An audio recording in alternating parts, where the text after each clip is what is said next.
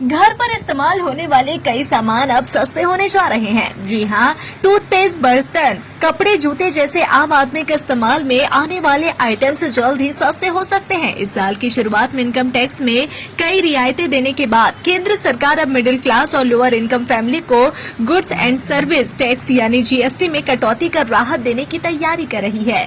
Reports के मुताबिक सरकार 12% जीएसटी स्लैब को पूरी तरह से खत्म करने या वर्तमान में 12% टैक्स वाले आइटम्स को 5% स्लैब में ला सकती है। सूत्रों के अनुसार इस रिस्ट्रक्चरिंग यानी बदलाव में मिडिल क्लास और इकोनॉमिकल वीकर सेक्शन के यूज में आने वाले आइटम्स शामिल होंगे।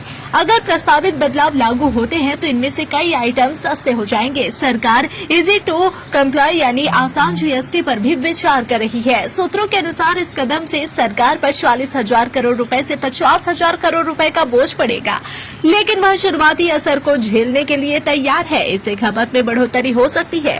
केंद्र का मानना है कि कम कीमतों में बिक्री बढ़ेगी, जिससे टैक्स बेस बढ़ेगा और लॉन्ग टर्म जीएसटी कलेक्शन में ग्रोथ होगी।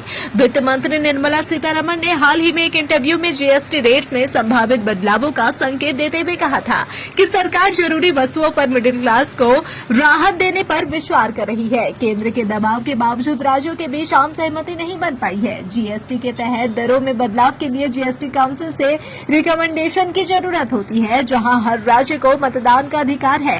वर्तमान में पंजाब, केरल, मध्य प्रदेश और पश्चिम बंगाल से विरोध की खबरें आ रही है। आज तक जीएसटी काउंसिल के इतिहास में सिर्फ एक बार ही मतदान हुआ है। हर फैसला आम सहमति से लिया जाता है।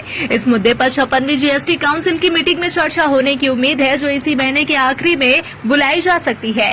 नियम के अनुसार काउंसिल को बुलाने के लिए कम से कम 15 दिन का नोटिस दिया जाता है। भारत में 12% जीएसटी स्लैब में आमतौर पर वे आइटम्स शामिल होते हैं जो मिडिल क्लास और लोअर इनकम फैमिली के लिए आम यूज के होते हैं।